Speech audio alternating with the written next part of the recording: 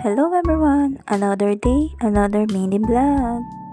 Ako ng mga parcel na dumating kay Mal. Umorder nga daw siya nito mga oversized na t-shirt. Bali tag-isa nga daw kami dito kaya ayan inumpisahan ko na nga rin kaagad buksan. Nakakatawa nga pagka-open ko dito ay bumungad nga sa akin ton si Stitch. Isa nga to sa paborito kong stop toys dati. Pero nung nagkaroon nga ng We Bare Bears, nabago na nga uli yung paborito kong stop toys.